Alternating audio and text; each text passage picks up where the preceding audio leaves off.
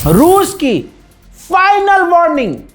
जी हां, यूक्रेन की राजधानी कीव में जो विदेशी रहते हैं, रशिया ने धमकी दी है, फाइनल वार्निंग दे दी है और कह दिया है जो भी विदेशी यूक्रेन में रह रहे हैं, कीव में रह रहे हैं, अपने अपने देश लौट जाओ।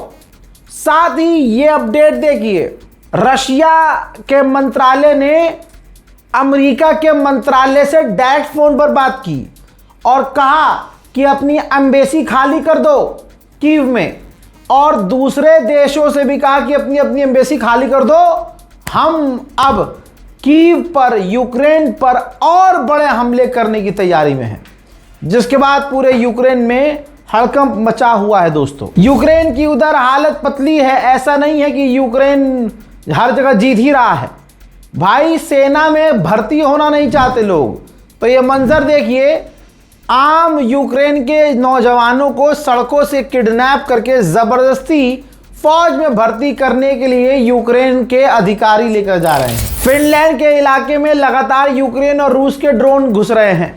ऐसे में फिनलैंड अपने हाई लेवल की मीटिंग करने वाला है उस मुद्दे पर कि किस तरह से इन ड्रोन्स को रोका जाए। बात करें फ्रंट लाइन पर, तो यूक्रेन की फौज बेहतरीन तरीके से लड़ना जानती है। तस्वीर देखिए, रूस की एक खतरनाक मिसाइल को यूक्रेन ने अपने SAM डिफेंस सिस्टम से मारकर बेकार कर दिया है। रूस की एक KH-101 क्रूज मिसाइल थी, जिसे कीव के ऊपर मारकर बेकार कर दिया यूक्रेन के डिफेंस सिस्टम ने। यूक्रेन ने भी रूस पर बौखलाहट में आकर बड़े हमले किए हैं। जो रूस पर यूक्रेन ने ताज़ा हमले किए, 8 रूसी नागरिकों के मारे जाने की पुष्टि की जा रही है। इस्टोनिया ने कई सारी एयरलाइंस को वार्न किया है कि रूस के करीब से न उड़ना, क्योंकि रशिया अपने एयर स्पेस के आसपास के जहाज़ों के जैमर्स बेकार कर रहा है, उनके रडार को बेकार कर रहा है। तो आपके जहाज क्रैश हो सकते हैं, तो रूस के आसपास से उड़ान ना भरें। हजरात, रशिया ने अपना एक टैंकर दिखाया है। रूसी टीवी चैनल पर अधिकारी की वीडियो जारी किया गया है, जिसमें दिखाया गया है कि उनका एक रूस का टैंकर तेल लेकर, साजो सामान लेकर चाइना की तरफ जा रहा था, लेकिन उस टैंकर के ऊपर यूक्रेन ने हमला किया है, तो वो टैंकर डैमेज नजर आ रहा है। वहीं सैटेलाइट इमेज में साफ देखा जा रहा है कि रूस के ऑयल टैंकर पर भी यूक्रेन ने बड़े हमले किए हैं। एक बस नॉर्थ कोरिया के 40 टूरिस्ट को लेकर रूस के अंदर जा रही थी, बस का एक्सीडेंट हो गया। 4 से 5 नॉर्थ कोरिया के जो टूरिस्ट हैं बुरी तरह से घायल हो गए। हजरात, बेलारूस की अपोजिशन लीडर, जी हाँ, जो कि यूक्रेन पहुंची है। ये देखिए, ये औरत, ये देश की गद्दार, क्योंकि ये बेलारूस में रहती नहीं है।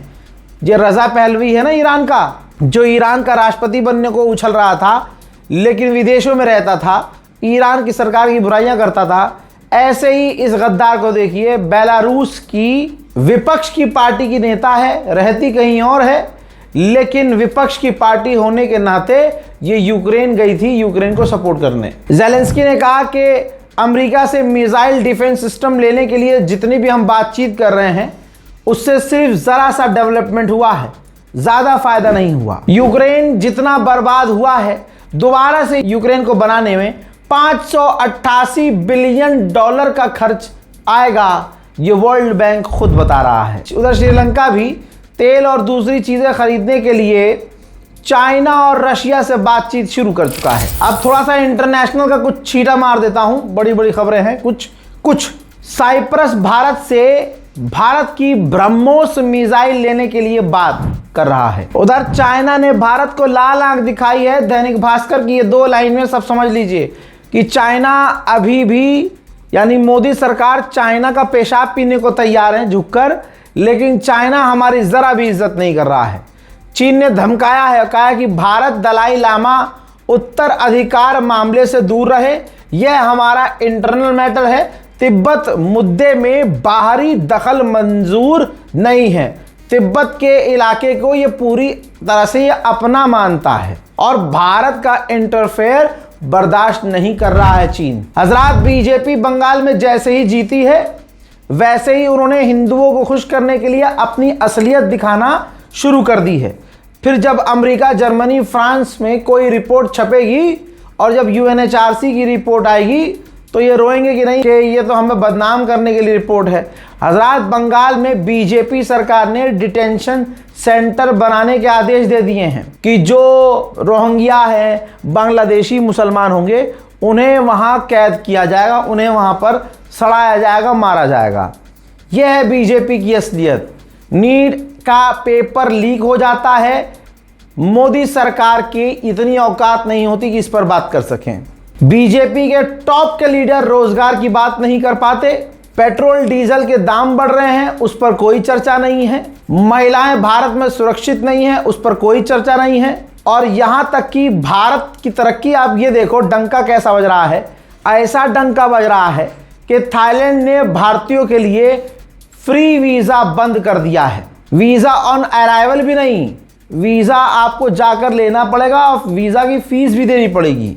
ये डंका बज रहा है, लेकिन एक्चुअल में हिंदुओं को बेवकूफ़ बनाया जाता है। मुसलमानों के खिलाफ कोई एक्शन करके दिखा देंगे, हिंदू एकदम ओहो ऑर्गेज़म आ गया, हम मज़ा ही आ गया, मोदी जी हम नहीं चाहिए रोज़गार, नहीं चाहिए खाना, पेट्रोल महंगा दे दो हमें, डीजल महंगा 20,000 रुपये लीटर दे दो, हम ले लेंगे। मुल्लों की चूड़ी ऐसी टाइट रखो। मुल्लों की चूड़ी टाइट करने के चक्कर में इनके छल्ले टाइट हो रहे हैं। बांग्लादेश पाकिस्तान के कितने करीब है, बस इस बात से अंदाजा लगा लीजिए कि बांग्लादेश अपने सिविल सर्वेंट्स को पाकिस्तान भेज रहा है ट्रेनिंग के लिए। उधर इंडियन एयरफोर्स ने गवर्नमेंट पर दबाव बनाया है कि हमें हमारे जहाज, हमारे हथियार जल्द अज जल्द चाहिए, जल्दी चाहिए, डिले नहीं चाहिए। तो इस मोदी ने हमारी एयरफोर्स को भी इतना कमज़ोर किया हुआ है कि हमारी एयरफोर्स को दबाव बनाना पड़ रहा है कि भाई हमारे हथियार थोड़ा जल्दी दे दो। मेरे दोस्तों, उधर शहबाज शरीफ पाकिस्तान के प्रधानमंत्री और आसिम मुनीर दोनों ही चाइना पहुंचे हैं। वहां जाकर आयरन ब्रदर कह रहा है खुद को। आसिम मुनीर के साथ जो शहबाज शरीफ गया पाकिस्तान का प्रधानमंत्री, ताज़ा बयान में उसने कहा है कि हम चाइना और पाकिस्तान जो आयरन ब्रदर हैं, दोनों और अपने रिश्तों को मजबूत करने के लिए काम करेंगे। चीन के मंत्रालय ने कहा है कि ताइवान कुछ नहीं है, ताइवान हमारा हिस्सा है, चाइना से अलग नहीं है। जब डोनाल्ड ट्रंप चीन के दौरे पर आए थे, तब शी जिनपिंग ने डोनाल्ड ट्रंप से कहा था कि जापान तेजी से अपनी सेना बढ़ा रहा है और एक्टिविटी दिखा रहा है, यह हमारे लिए खतरा है और हमें पसंद नहीं आ रहा है। अंतर्राष्ट्रीय प्राइम टाइम रिपोर्ट, यूक्रेन रूस वॉर अपडेट रिपोर्ट में फिलहाल के लिए इतना ही। इस रिपोर्ट को शेयर कीजिए, चैनल को सब्सक्राइब कीजिए, दुआओं में याद रखिए। जय हिंद।